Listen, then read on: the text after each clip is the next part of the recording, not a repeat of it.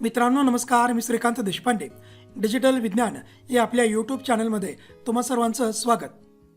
मित्रांनो, आपल्या बोर्ड परीक्षेला काही दिवसच उरलेले आहेत आणि या उर्वरित दिवसामध्ये आपल्याला या बोर्ड परीक्षेची चांगल्या प्रकारे तयारी करण्यासाठी आपल्या विज्ञान या विषयाचा अधिक प्रमाणामध्ये प्रश्नपत्रिका सोडवणे आवश्यक आहेत आणि त्या अनुषंगाने आपण आपल्या चॅनलवरती बोर्ड पॅटर्ननुसार प्रश्नपत्रिका त्यांच्या उत्तरांच्या स्पष्टीकरणासह अपलोड करत आहोत. आणि त्यानुसार आजच्या या व्हिडिओमध्ये आपण विज्ञान भाग 1 इयत्ता 10वी या विषयाचा सराव परीक्षा क्रमांक 7 हा व्हिडिओ आपण अपलोड करत आहोत. आणि या व्हिडिओमध्ये आपण 40 गुणांची ही प्रश्नपत्रिका आहे त्यांच्या उत्तराच्या स्पष्टीकरणासह आपण माहिती मिळवणार आहोत. तर मित्रांनो, या अगोदर आपण आपल्या चॅनलवरती एकूण 6 सराव प्रश्नपत्रिकांची व्हिडिओज अपलोड केलेले आहेत. त्या सर्व व्हिडिओंची लिंक मी या व्हिडिओच्या डिस्क्रिप्शन बॉक्समध्ये दिलेली आहे. तुम्ही ते देखील व्हिडिओ पाहून घ्या व त्याचबरोबर ह्या सर्वच सराव परीक्षांचं PDF लिंक देखील मी या व्हिडिओच्या डिस्क्रिप्शनमध्ये दिलेले आहे, जेणेकरून तुम्हाला कमीत कमी वेळेमध्ये अधिक सराव व्हावा या उद्देशाने ही PDF लिंक दिलेली आहे. तर या लिंकवरती क्लिक करून तुम्ही या सर्व 7ही प्रश्नपत्रिकांचं PDF डाउनलोड करायचं व चांगल्या प्रकारे अभ्यास करायचा आहे. चला तर मित्रांनो, या व्हिडिओला सुरुवात करूया. त्यामध्ये पहिला प्रश्न पहिला अ, दिलेल्या पर्यायापैकी योग्य पर्यायाचे वर्णाक्षर आपल्याला लिहायचे. हा 5 गुणांसाठी प्रश्न असतो आणि यामध्ये केवळ रिकाम्या जागा भरा या प्रकारचे प्रश्न विचारले जातात. तर यामध्ये पहिली रिकामी जागा पुढीलपैकी निम्न भ्रमण कक्षेचा उपग्रह कोणता. तर या ठिकाणी 4 पर्याय दिलेले आहेत. दिशादर्शक उपग्रह, आंतरराष्ट्रीय अवकाश स्थानक, भूस्थिर उपग्रह, शेवटचा पर्याय वरील सर्व. तर याचं योग्य उत्तर आहे मित्रांनो ब, आंतरराष्ट्रीय अवकाश स्थानक. पुढील प्रश्न, आधुनिक आवर्त सारणीत हॅलोजनला टिंबटिंब या गणामध्ये स्थान दिलेले पर्याय दिलेले आहेत. पहिला पर्याय 15, दुसरा पर्याय 16, तिसरा पर्याय 17 आणि शेवटचा पर्याय 18. तर याचं योग्य उत्तर असेल मित्रांनो क पर्याय.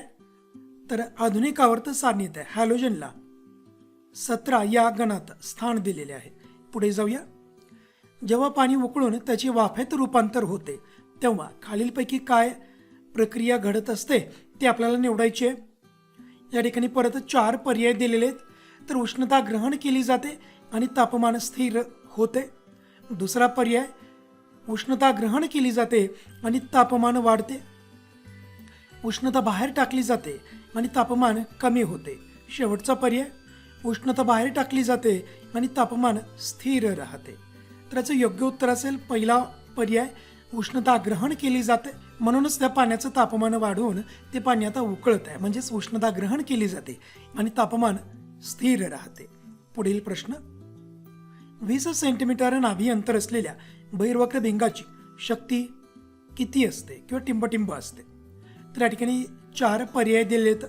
2 डायोप्टर, 5 डायोप्टर, 0.2 डायोप्टर का 0.5 डायोप्टर. ह्याचं एक सूत्र आहे मित्रांनो. भिंगाची शक्ती काढण्याचं एक सूत्र आहे. आता हे बहिर्वक्र भिंग आहे म्हणजे याचं नाभी अंतर धन असेल ते दिलेलं आहे. तर भिंगाची शक्ती आपण P ने दर्शवतो, पॉवर ऑफ लेन्स. सूत्र काय 1/f. F मात्र नाभी अंतर आपल्याला मीटरमध्ये देणं आवश्यक आहे, इथं मात्र सेंटीमीटरमध्ये दिलेलं आहे. तर Fची किंमत 20 सेंटीमीटर आहे. तर याचं मीटरमध्ये आपण रूपांतर करूया. किती होईल 0.2 मीटर. ठीक आहे, किमती ठेवूया. तर 1/0.2. चला हे सोडवून घेऊया आपण. एक स्थानांतर दशांश आहे त्यामुळे वरती 1 0 देऊया. 10 झाले आणि वरती 1 0 दिल्यामुळं इथं 2 पूर्णांकामध्ये येईल या प्रकारे. तर 10/2. उत्तर किती येईल मित्रांनो 5. भिंगाची शक्ती डायोप्टरमध्ये व्यक्त केली जाते त्यामुळे उत्तर येईल 5 डायोप्टर. याचं योग्य उत्तर असेल 5 डायोप्टर. ठीक आहे, पुढे जाऊया. त्यानंतर पुढील प्रश्न आहे, बॉक्साईटची विद्युत अपघटनी क्षपण क्रियेत दानाग्र म्हणून टिंबटिंब वापरतात. पर्याय दिलेले आहेत सल्फर, ग्रॅफाईट, प्लॅटिनम आणि ॲल्युमिनियम. तर याचं योग्य उत्तर असेल मित्रांनो ग्रॅफाईट. पुढे प्रश्न पहिला ब, पुढील प्रश्न सोडवा. हा देखील 5 गुणांसाठी असेल. त्यामध्ये पहिला उपप्रश्न गटात न बसणारा शब्द ठरवा. तर वितळतार, विसंवाहक पदार्थ, रबरी मोजे, जनित्र. तर या ठिकाणी वेगळा घटक येईल तो म्हणजे जनित्र. कारण इतर सर्व जे घटक आहेत हे आपल्याला विद्युत धारेपासून स्वतःचं रक्षण करण्याचा बचाव करण्यासाठी उपाय म्हणून आपण ही योजले जाणारे किंवा वापरले जाणारे सर्व घटक आहेत. आणि जनित्र हा असा एकच घटक आहे की ज्याच्या मदतीने आपण विद्युत धारा निर्माण करत असतो. त्यामुळे वेगळा घटक येईल जनित्र. पुढील प्रश्न, दिलेल्या 2 शब्दातील सहसंबंध लक्षात घेऊन रिकाम्या जागी योग्य शब्द भरा. तर मिथेन हा एक संपृक्त हायड्रोकार्बन आहे. इथं दिलेले प्रोपीन, तर प्रोपीन काय होईल, असंपृक्त हायड्रोकार्बन असेल. पुढे चूक की बरोबर ते आपल्याला लिहायचं आहे. विधान काय आहे, तर विद्युत जनित्र हे विद्युत धारेच्या निर्मितीसाठी वापरतात. तर विधान पूर्णपणे बरोबर आहे. कारण विद्युत जनित्र म्हणजे एक असं जनित्र असतं की ज्याच्यामध्ये यांत्रिक ऊर्जेचं रूपांतर हे विद्युत ऊर्जेमध्ये केलं जातं. म्हणजेच पर्यायाने विद्युत जनित्राच्या मदतीने आपण विद्युत धारेची निर्मिती करत असतो. पुढचा उपप्रश्न, योग्य जोडी जुळवा. या ठिकाणी अस्तंभ आणि ब स्तंभ दिलेले. अस्तंभामध्ये काय दिलेले पहा की जर काचेच्या चिपीवर पडणाऱ्या प्रकाश किरणाचा आपत्ती कोन आय हा असेल व चिपीतून बाहेर पडणारा त्याचा निर्गत कोन ई असेल तर ब गटामध्ये एकूण 4 घटक दिलेले आहेत, 3 घटक दिलेले आहेत. तर यापैकी योग्य जोडी आपल्याला जोडायची आहे. आपत्ती कोन आय आणि निर्गत कोन ई यांचा संबंध आपल्याला दाखवायचा आहे, शोधायचा आहे ब गटामध्ये. तर याचं योग्य उत्तर असेल मित्रांनो, आपत्ती कोन आय बरोबर निर्गत कोन ई, म्हणजे आय आणि ईचं माप हे समान असतं. पुढे जाऊया. नाव लिहा. तर या ठिकाणी पृथ्वीवरील कोणत्याही भौगोलिक स्थानाचे अक्षांश व रेखांश अचूकपणे निश्चित करणारे उपग्रह. तर याचं उत्तर असेल दिशादर्शक उपग्रह. पुढे जाऊया. प्रश्न क्रमांक 2 अ, शास्त्रीय कारणे लिहा. कोणती 2 शास्त्रीय कारणे लिहायची आहेत आपल्याला. या ठिकाणी एकूण 3 शास्त्रीय कारणे लिहा म्हणून 3 उपप्रश्न विचारले जातात. त्यापैकी 2 लिहायचे आहेत. इथं सरावासाठी आपण 3ही उपप्रश्नांची उत्तरे घेणार आहोत. तर हा प्रश्न आपल्याला एकूण 4 गुणांसाठी असेल. पहिला उपप्रश्न, गुरुत्व स्थिरांकाला वैश्विक गुरुत्वीय स्थिरांक असे म्हणतात. लक्षात घ्या की गुरुत्व स्थिरांकाचे मूल्य हे वस्तूचे म्हणजेच त्या द्रव्यकणाचे स्वरूप, वस्तुमान, आकारमान तसेच 2 वस्तूंमधील किंवा त्या द्रव्यकणांमधील अंतर व माध्यम यावरती अवलंबून नसते. म्हणूनच त्याला वैश्विक गुरुत्वीय स्थिरांक असे म्हणतात. न्यूटनचा गुरुत्वाकर्षणाचा सिद्धांत विश्वात सगळीकडे तसेच सगळ्या द्रव्यकणांना लागू होतो. म्हणूनच याला वैश्विक गुरुत्वाकर्षणाचा सिद्धांत असेही म्हटलं जातं. पुढील उपप्रश्न, आवर्तामध्ये डावीकडून उजवीकडे जाताना अणुत्रिज्या कमी होत जाते. तर आवर्तामध्ये डावीकडून उजवीकडे जाताना अणुअंक एकेकाने वाढत जातो. तसे कक्षेत इलेक्ट्रॉन वाढत जातात. म्हणजेच केंद्रकावरील धनप्रभार एककाने वाढत जातो व भर पडलेला इलेक्ट्रॉन हा असलेल्या बाह्यतम कवचामध्ये जमा होत असतो. आता या वाढीव केंद्रकीय धनप्रभारामुळे इलेक्ट्रॉन केंद्रकाकडे अधिक खेचले जातात व त्यामुळे अणूचे आकारमान कमी होत जाते. म्हणजेच आवर्तामध्ये अणूची त्रिज्या डावीकडून उजवीकडे हे कमी होत जाते. पुढचा उपप्रश्न, भांड्यात ठेवलेले नाणे कडेने पाहिले असता दिसत नाही, परंतु त्या भांड्यात पाणी ओतताच ते दिसू लागते. ह्याचं कारण समजून घेऊया. तर भांडे रिकामे असताना भांड्यातील नाण्याकडून निघालेले प्रकाश किरण भांड्याच्या कडेने अडवले गेल्याने भांड्याच्या कडेने पाहिले असता ते नाणे आपल्याला दिसत नाही, परंतु या भांड्यात पाणी ओतताच भांड्यातील नाण्याकडून निघालेले प्रकाश किरण पाणी या घनमाध्यमातून हवा या विरेल माध्यमात प्रवेश करताना स्तंभिकेपासून दूर वळतात. म्हणजेच त्यांचे अपवर्तन होते व ते भांड्याच्या कडेकडून आता न अडवले गेल्याने दिसू लागतात. पुढील प्रश्न, प्रश्न क्रमांक 2 ब, पुढील उपप्रश्न सोडवा. या ठिकाणी आपल्याला एकूण 5 उपप्रश्न विचारले जातील. त्यापैकी कोणते 3 उपप्रश्न आपल्याला सोडवणे आवश्यक आहे. प्रत्येक उपप्रश्न 2 गुणांचा असा आहे. या प्रकारे हा प्रश्न एकूण 6 गुणांचा आहे. इथं सरावासाठी आपण 5ही उपप्रश्न सोडवणार आहोत.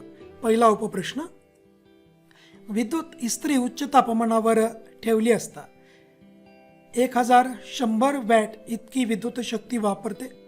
जर कमी तापमानावर ठेवली तर 330 वॅट इतकी विद्युत शक्ती वापरते. या दोन्ही प्रकारात विद्युतधारा किती असेल ते काढा.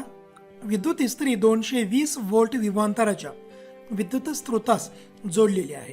तर या ठिकाणी विद्युत इस्त्रीचं तापमान वेगवेगळं दिलेलं आहे. उच्च तापमानाला विद्युत शक्ती ही 1100 वॅट इतकी खर्च होत आहे, तर कमी तापमानाला 330 वॅट इतकी विद्युत शक्ती खर्च होत आहे. आणि त्या ठिकाणचं त्या विद्युत इस्त्रीचं विभवांतर दिलेलं आहे ते म्हणजे 220 व्होल्ट. तर त्या ठिकाणी विद्युतधारा किती वापरलेली आहे हे आपल्याला शोधायचं आहे. चला काय काय दिले ते लिहूया आपण. तर विभवांतर दिले 220 व्होल्ट. पहिल्या वेळेस विद्युत शक्ती ही 1100 वॅट इतकी खर्च होते, त्यामुळे P1 बरोबर 1100 वॅट. दुसऱ्या वेळेस विद्युत शक्ती ही 330 म्हणजे P2 बरोबर 330 वॅट इतके खर्च होत आहे. शोधायचे का आपल्याला? तर त्या ठिकाणी शोधायचं आहे विद्युत धारा किती खर्च होते.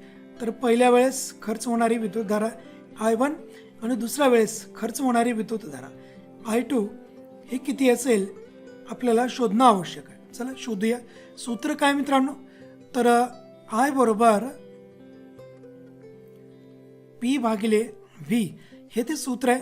आता यामध्ये लक्षात घ्या, सुरुवातीला आपल्याला पहिल्या वेळेसची विद्युत धारा शोधायची आहे. पहिल्या वेळेसची म्हणजे कोणती? की ज्या वेळेस विद्युत शक्ती ही 1100 वॅट इतकी खर्च होत आहे. त्यानुसार आपण सूत्र घेतलेलं आहे. किमती ठेवूया. तर 1100 वॅट भागिले 220 वॅट. चला हे सोडून घेतल्यानंतर उत्तर किती येतं? 5. ठीक आहे. हे झालं I1. चला I2 शोधूया. म्हणजेच विद्युत शक्ती ही 330 वॅट इतकी असेल त्यावेळेस. त्यानुसार आपण सूत्र लिहिले व किमती देखील ठेवलेले आहेत मित्रांनो. हे सोडवून घेतल्यानंतर देखील ह्याचे जे काही उत्तर येतं ते आपल्याला लिहायचं आहे. तर इथं उत्तर येतं 1.5 एम्पियर आणि इथं 5 एम्पियर आणि इथं 1.5 एम्पियर इतकी विद्युतधारा या ठिकाणी खर्च होत आहे. चला पुढे जाऊया मित्रांनो. पुढील प्रश्नाकडे जाण्याच्या अगोदर तुमच्यासाठी अत्यंत महत्त्वाची सूचना आहे की अनअकॅडमीने या बोर्ड परीक्षेच्या कालावधीमध्ये एक मेगा ऑफर आणलेली आहे. आणि या मेगा ऑफर आपल्याला CBSE त्याचबरोबर महाराष्ट्र स्टेट बोर्ड आणि ICSE स्टेट बोर्ड व ISC स्टेट बोर्ड ह्या सर्वच स्टेट बोर्डसाठी ही मेगा ऑफर लागू आहे. आणि यामध्ये तुम्ही 12 महिने किंवा त्यापेक्षा अधिकचं प्लस सबस्क्रिप्शन जर घेत असाल तर इथं तुम्हाला 2 महिन्यांचं अगदी मोफत प्लस सबस्क्रिप्शन इथं दिले जात आहे. व त्याचबरोबर या ठिकाणी 10% फ्लॅट डिस्काउंट देखील तुम्हाला दिलं जात आहे. त्याचबरोबर महाराष्ट्र स्टेट बोर्डच्या इयत्ता 12वीच्या परीक्षा आता सुरू होत आहेत. त्यासाठी देखील मिशन HSC बोर्ड एक्झाम यानुसार डेली टेस्ट सिरीज अनअकॅडमीवरती सुरू केलेली आहे. ही टेस्ट दररोज रात्री 9 वाजता असेल. तर टेस्टमध्ये तुमचे सर्व महत्त्वाचे टॉपिक्सवरती चांगल्या प्रकारे तयारी करून घेतली जाईल. आणि याचे विषय असतील मित्रांनो मॅथ्स, फिजिक्स, केमिस्ट्री आणि बायोलॉजी. तर ही टेस्ट दररोज रात्री 9 वाजता असेल. त्यामुळे ही टेस्ट नक्की द्या मित्रांनो. सर्वात महत्त्वाचा मुद्दा, ही टेस्ट अगदी फ्री आहे, फ्री ऑफ कॉस्ट आहे. बऱ्याच जणांचा गैरसमज झालेला आहे की अनअकॅडमीवरती पैसे घेतल्याशिवाय आपल्याला कोणताच व्हिडिओ पाहता येत नाही. तर हे सर्व काही टेस्ट सिरीज अगदी मोफत आहे. तर अगदी त्याच प्रकारे इयत्ता 10वीसाठी देखील mission SSC board exams daily test series सुरू झालेली आहे. आणि इयत्ता 10वीची टेस्ट दररोज रात्री 8 वाजता असेल. आणि या ठिकाणी देखील सर्व महत्त्वाच्या टॉपिक्सवरती तुमचं प्रिपरेशन घडवून आणलं जाईल. आणि या ठिकाणी विषय असतील मॅथ्स, सायन्स, इंग्लिश आणि सोशल सायन्स. हे देखील पूर्णपणे ॲब्सोल्युटली फ्री ऑफ कॉस्ट आहे मित्रांनो. इथे तुम्हाला एकही रुपये खर्च करण्याची आवश्यकता नाही आहे. त्यामुळे नक्कीच तुम्ही या टेस्ट सिरीजचा लाभ घ्यायचा आहे. यासाठी तुम्हाला अनअकॅडमीचं ॲप डाउनलोड करणं आवश्यक आहे. तर ॲपची लिंक मी या व्हिडिओच्या डिस्क्रिप्शनमध्ये दिलेली आहे. तुम्ही हे ॲप डाउनलोड करायचं आहे. आणि ॲप डाउनलोड केल्यानंतर तुम्हाला एक कोड विचारला जाईल. तर स्क्रीनवर दिसणारा देशपांडे हा कोड त्या ठिकाणी एंटर करा. हा कोड एंटर केला तरच तुम्हाला डेली टेस्ट सिरीज अगदी मोफत सोडवता येईल. त्यामुळे मित्रांनो आजच अनअकॅडमीचं ॲप डाउनलोड करा. पुढील प्रश्न, पाण्याच्या असंगत आचरणाची 2 उदाहरणे द्या. तर पाण्याच्या असंगत आचरणामुळे खडक फुटून त्याचे तुकडे होतात. हिवाळ्यात थंड प्रदेशामध्ये जलवाहिन्या फुटतात, त्याचबरोबर थंड प्रदेशात जलीय वनस्पती व जलचर प्राणी जिवंत ठेवण्यामध्ये या पाण्याच्या असंगत आचरणाची भूमिका अत्यंत महत्त्वाची आहे. पुढे जाऊया. पदार्थाच्या विशिष्ट उष्माधारकतेच्या मापनासाठी कोणत्या तत्वाचा वापर करतात ते तत्व स्पष्ट करा. तर पदार्थाच्या विशिष्ट उष्माधारकतेच्या मापनासाठी उष्णता विनिमयाच्या तत्वाचा उपयोग करतात. तर उष्णता विनिमयाचे तत्व काय आहे? तर दोन वस्तूंची प्रणाली वातावरणापासून वेगळी केल्यास, म्हणजे उष्णतारोधक पेटीमध्ये ठेवल्यास, म्हणजे यामुळे काय होईल, तर पेटीत बाहेरून उष्णता आत येणार नाही किंवा पेटीतून उष्णता बाहेर जाणार नाही. अशा परिस्थितीमध्ये जर एखादा उष्ण किंवा थंड पदार्थ जर आपण ठेवलेला असेल तर अशा स्थितीत उष्ण वस्तूने गमावलेली उष्णता बरोबर थंड वस्तूने ग्रहण केलेली उष्णता ही आपल्याला उष्णता विनिमयाचं तत्व या ठिकाणी मिळत आहे आणि कालांतराने त्या दोन्ही वस्तूचं तापमान हे समान होत असतं. पुढे जाऊया. दिलेली रासायनिक अभिक्रिया पूर्ण करा व उत्पादितांची नावे लिहा. या ठिकाणी अभिक्रिया दिली आहे मित्रांनो. तर कॉपर सल्फेट अधिक लेड किंवा शिस, तर याचं आपल्याला उत्पादित लिहिणे आवश्यक आहेत. या ठिकाणी अभिक्रिया कारके दिलेले आहेत, आपल्याला उत्पादित लिहिणे आवश्यक आहेत. चला, तर अभिक्रिया आपण सुरुवातीला परत घेतली आणखी. तर इथं अभिक्रिया कारके, चला उत्पादित काय येतील, पहिले येतं लेड सल्फेट आणि त्यानंतर कॉपर. तर इथं उत्पादितांची नावे आपल्याला लिहिणं आवश्यक आहे. तर उत्पादितांची नावे, तर इथं लेड सल्फेट आणि त्यानंतर इथं कॉपर. ही अभिक्रिया मित्रांनो विस्थापन अभिक्रिया आहे. तर लेड या कॉपरपेक्षा अधिक अभिक्रियाशील आहे, त्यामुळे लेडने ह्या कॉपरला विस्थापित केलेलं आहे. चला पुढे जाऊया. टीप लिहा धनाग्रीकरण. तर धनाग्रीकरण या पद्धतीमध्ये तांबे ॲल्युमिनियम सारख्या धातूंवर विद्युत अपघटनाद्वारे ॲल्युमिनियम किंवा तांब्याच्या ऑक्साईडचा पातळ परंतु मजबूत लेप दिला जातो.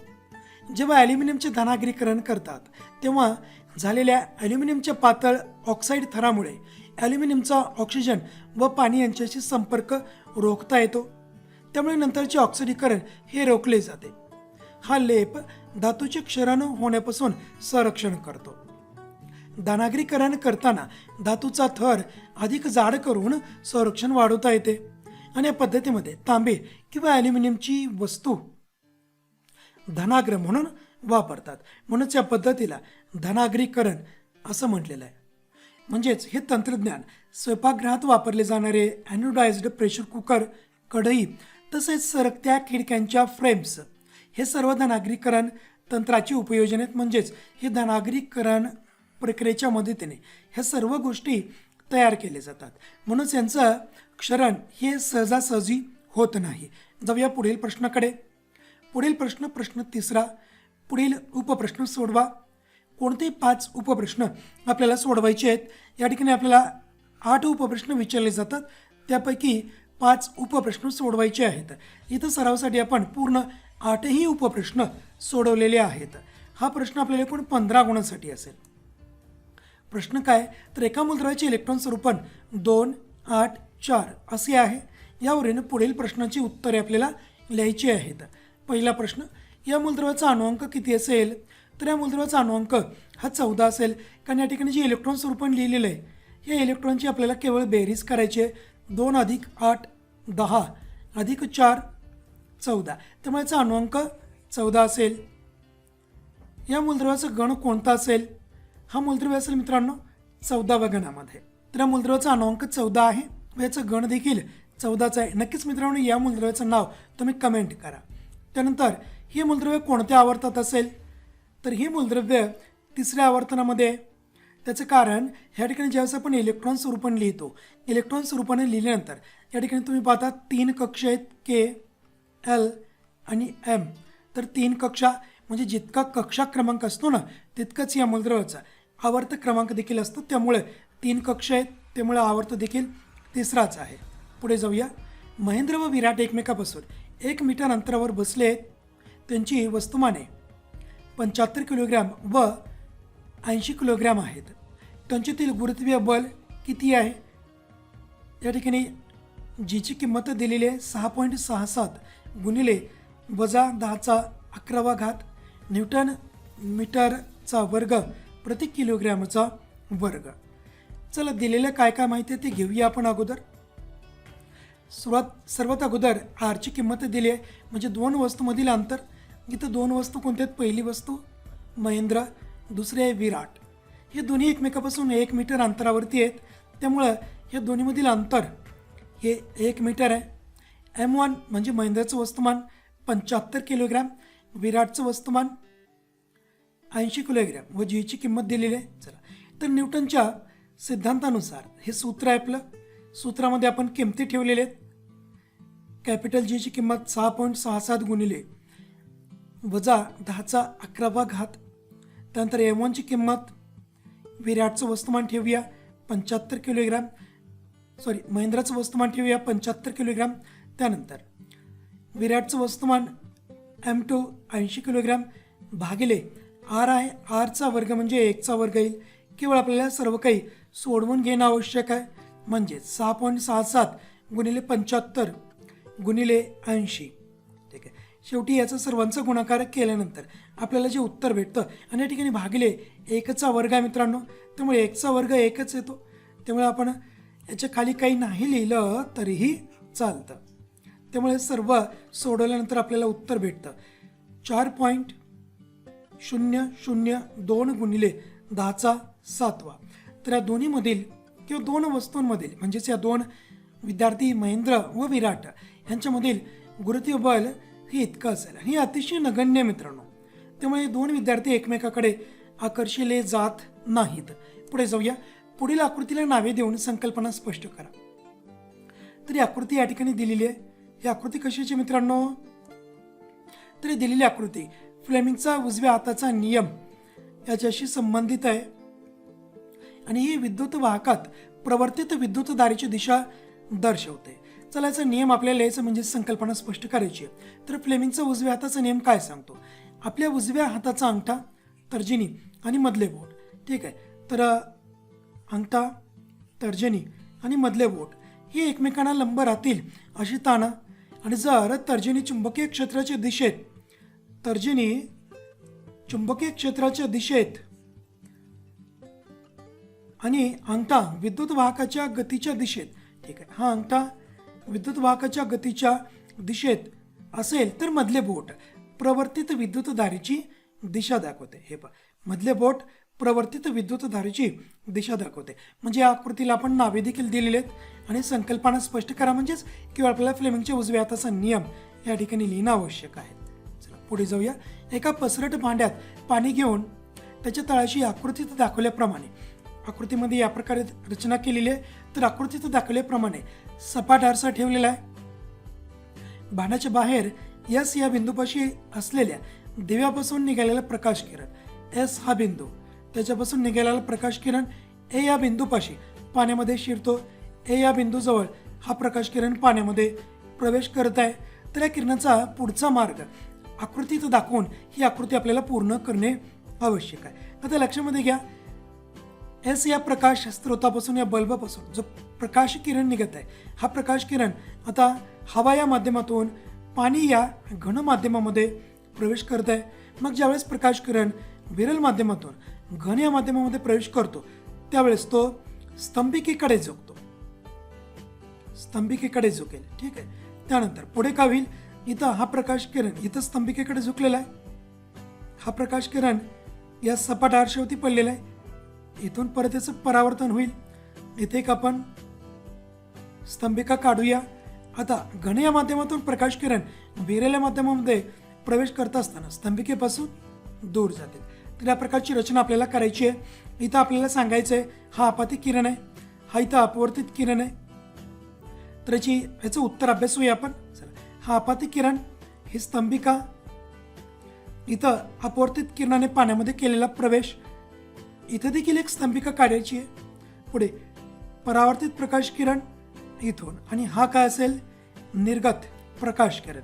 इथं पहा, विरल माध्यमातून घन माध्यमामध्ये प्रकाश किरण प्रवेश करत असताना स्तंभिकेकडे झुकलेला आहे, आणि इथं घन माध्यमातून विरल माध्यमात प्रकाश किरण प्रवेश करत असताना स्तंभिकेपासून दूर होताना आपल्याला दाखवणं आवश्यक आहे.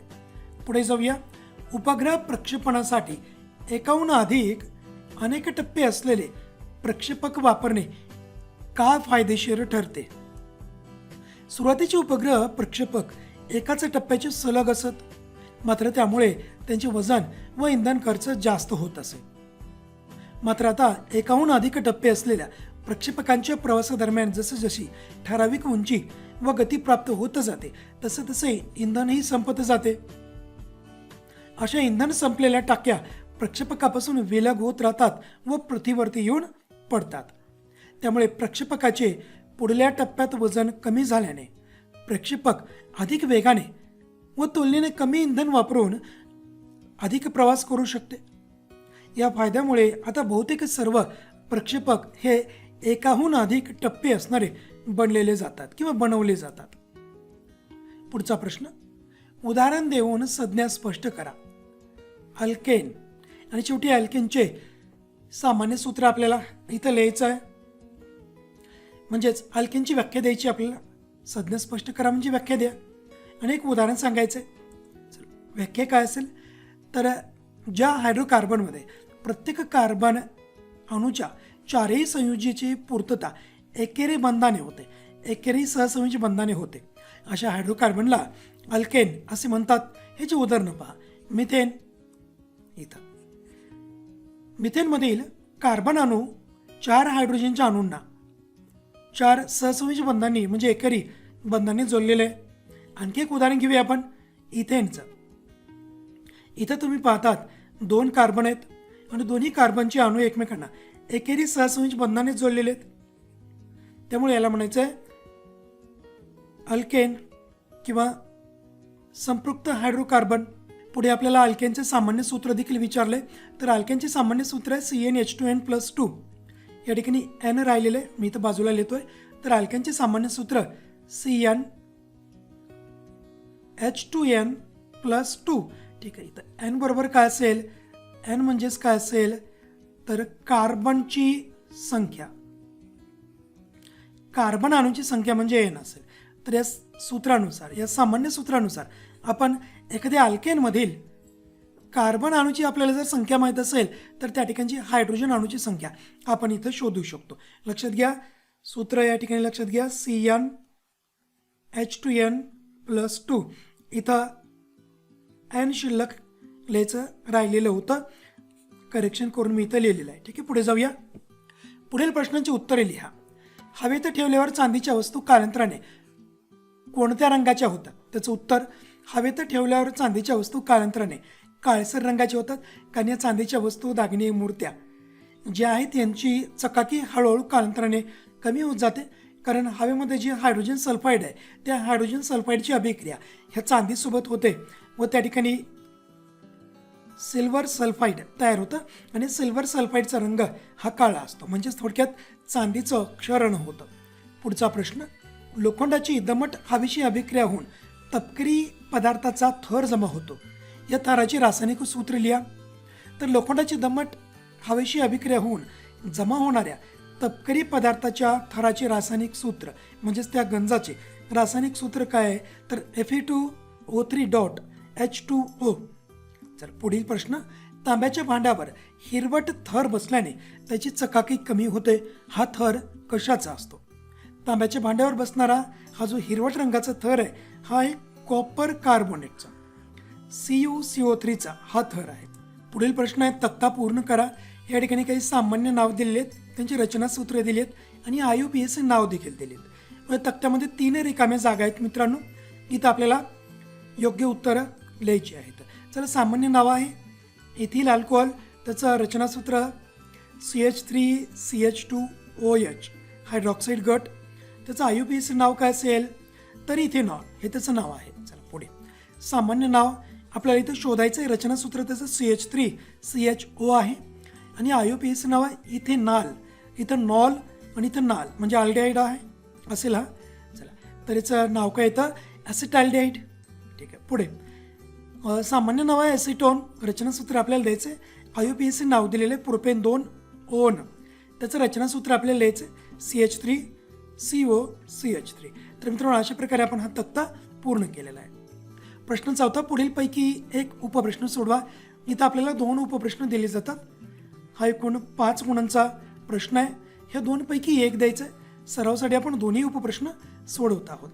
पहिला उपप्रश्न, आकृतीचे निरीक्षण करा आणि काही प्रश्न विचारलेले आहेत त्यानुसार उत्तर द्यायचे आहेत. तरी आकृती पहा मित्रांनो. काही प्रश्न दिलेत की कोणत्या प्रकारची भिंग इथे वापरले. हे पहा, हे भिंग आहे, नक्कीच अंतर्वक्र भिंग आहे. ठीक आहे. आता वरील आकृतीत प्रतिमेची वैशिष्ट्ये सांगा. ठीक आहे. इथं वस्तू आहे आणि इथं तयार झालेली प्रतिमा आहे. वैशिष्ट्ये काय येतील? प्रतिमा वस्तूपेक्षा लहान आहे. त्यानंतर मुख्य अक्षराच्या वर आहे, त्यामुळं सुलट आहे, आभासी आहे. त्याची वैशिष्ट्ये पुढे अभ्यासूया आपण उत्तरामध्ये आणखी. हे पहा, तर अंतर्गोल भिंगाने मिळणारी प्रतिमा नेहमी आभासी असते, सुलट असते आणि वस्तूपेक्षा लहान आहे. ती भिंगाच्या ज्या बाजूला वस्तू असेल ना त्याच बाजूला तयार होते.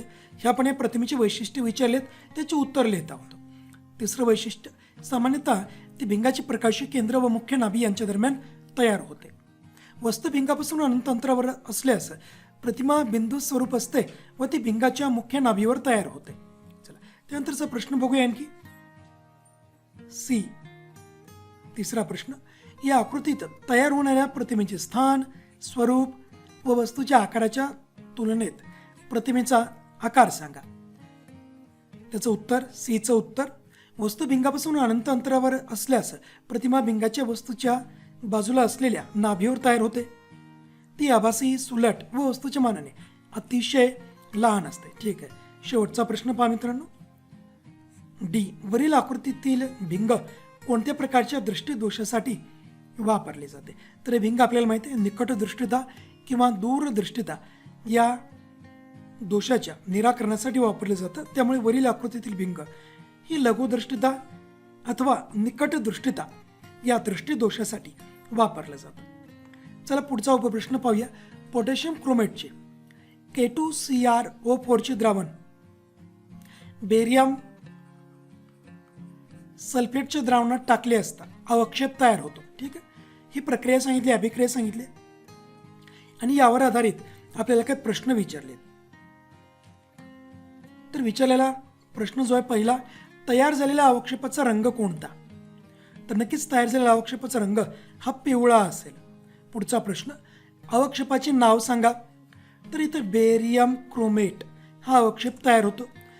या रासायनिक अभिक्रियेचा प्रकार सांगा. मित्रांनो, जेव्हा कधीही कुठेही कोणत्या अभिक्रियेमध्ये जर अवक्षेप तयार होत असेल ना तर त्या अभिक्रियेचं नाव काय तर दुहेरी विस्थापन अभिक्रिया. कारण या अभिक्रियेमध्ये नक्कीच अवक्षेप हा तयार होतोच आणि त्यामुळे या अभिक्रियेला अवक्षेपण अभिक्रिया असे म्हटलं जातं. त्यामुळे या अभिक्रियेचा प्रकार हा दुहेरी विस्थापन अभिक्रिया असेल. आता वरील रासायनिक अभिक्रियेचे संतुलित समीकरण लिहा. तर इथं पहा, बेरियम सल्फेट अधिक पोटॅशियम क्रोमेट. इथं काय तयार होईल?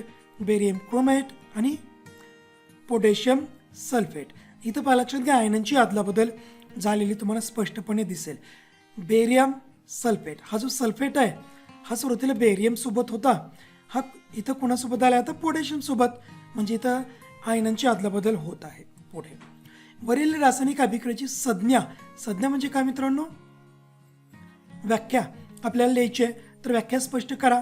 तर ज्या अभिक्रियेमध्ये अभिक्रिया कारकामधील आयनांची अदलाबदल होऊन अवक्षेप तयार होतो अशा अभिक्रियेला दुहेरी विस्थापन अभिक्रिया असं म्हणतात. तर अशा प्रकारे हा 5 गुणांचा प्रश्न आहे. तर मित्रांनो, अशा प्रकारे या व्हिडिओमध्ये आपण सराव परीक्षा क्रमांक 7 याचा अभ्यास केलेला आहे. त्यानंतर येणाऱ्या पुढच्या व्हिडिओमध्ये आपण विज्ञान भाग 2 याचे सराव परीक्षा क्रमांक 7 याच्याविषयी माहिती घेऊया. तर मित्रांनो, अशाच प्रकारचे वेगवेगळे विज्ञानविषयक व्हिडिओज व शैक्षणिक अपडेट जाणून घेण्यासाठी नक्कीच आपल्या डिजिटल विज्ञान या यूट्यूब चॅनेलला सबस्क्राईब करा. धन्यवाद.